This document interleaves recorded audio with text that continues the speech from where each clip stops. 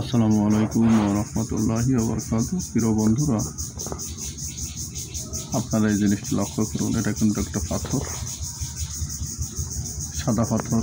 দেখলে অনেকে চিনে ফেলেছেন, অনেকে চিনেন নাই। সাদা পাথর মানে কিন্তু এটা একটা ফিটকিরি দানা, প্রায় 300 গ্রাম ওজন আছে।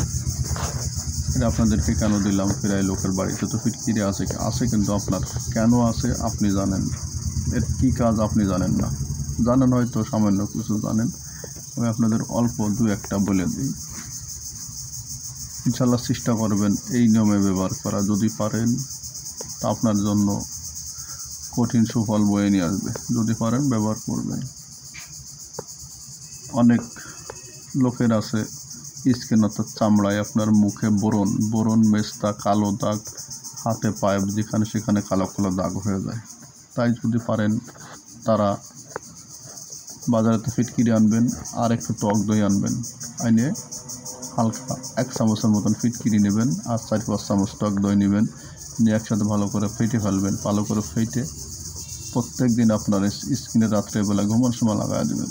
প্রত্যেক দিন হালকাভাবে তেলের মতন করে লাগাবেন। ইনশাল্লাহ যত ধরনের দাগ এবং মেস্তা থাকুক না কোনো, বোরন থাকুক না কোনো, লাগান না, ইনশাল্লাহ দেখবেন যে কাজে হয়েছে। তখন মনে করবেন যে না, তোমার উপদেশ আমার কাজে আসতো। যদি ফল না পান কমেন্ট করবেন, কমেন্ট করে আমাকে জানাবেন।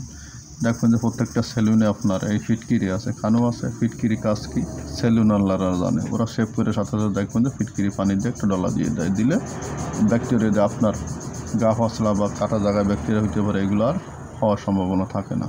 এই জন্যই আপনাকে বললাম, আপনি পারলে ব্যবহার করবেন, ইনশাল্লাহ উপকার পাবেন।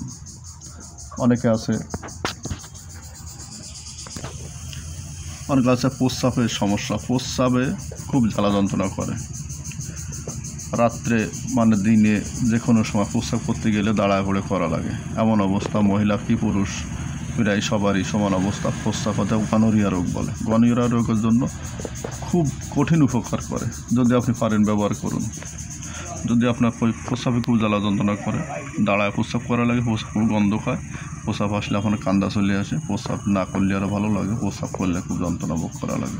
তাই সেই ভাইদের বললাম, 1 গিলাস পানি নেবেন, 1 গিলাস পানির ভিতরে ফিটকিরিটা একবার সুবনি দিয়ে উঠে নিয়ে আসবেন। উঠে নিয়ে এসে 2 মিনিট রাখার পর ওই পানিটাকে খাবেন। প্রত্যেকদিন 3 বেলা খান, সকাল দুপুর রাত। এভাবে ওষুধ হিসাবে আল্লাহ পাককে বলে খাবেন, কারণ রোগও আল্লাহর। এই ফিটকিরি পাথরটাও আল্লাহ পাকে দেয়। পাথরটা হচ্ছে আপনার ফিটকিরিটার পাথর, এটা কিন্তু পাহাড়ি পাথর, এটা মনে রাখবেন।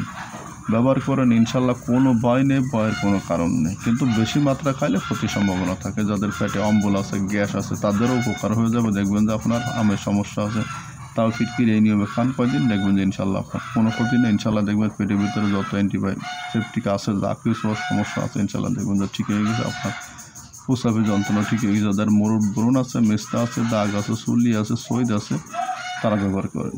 ইনশাল্লাহ ঘা পচলা যাদের আছে, কমে না, হাতে একটু পানি নিয়ে একটু ডলা দেন, ডলা দিয়ে ফিটকিরিটা আপনি ঘা পচলায় ভালো করে লাগান, নিয়মিত লাগান, কয়েকদিন লাগান, ইনশাল্লাহ দেখবেন যে আপনার ঘা পচলা সারা শুরু হয়ে গেছে।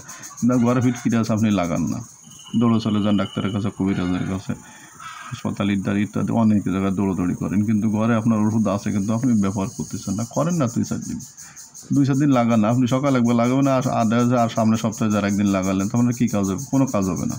আপনি অবহেলা করেন না, নিজের মন থেকে লাগান, আল্লাহর উপর আস্থা রাখুন, ফিটকিরির উপর বিশ্বাস রাখুন যে কাজ হবেই হবে ইনশাল্লাহ। আপনি লাগান, ইনশাল্লাহ দেখবেন যে আপনার উপকার হয়ে গেছে। ব্যবহার করুন, অন্যকে ব্যবহার করার জন্য সুযোগ করে দিন। তার মানে আপনি শেয়ার দিয়ে দিবেন, লাইক করে দিবেন, পারলে আমার জন্য এটা সাবস্ক্রাইব করবেন। সবাইকে ধন্যবাদ। আসসালামু আলাইকুম ওয়া রাহমাতুল্লাহি ওয়া বারাকাতুহু।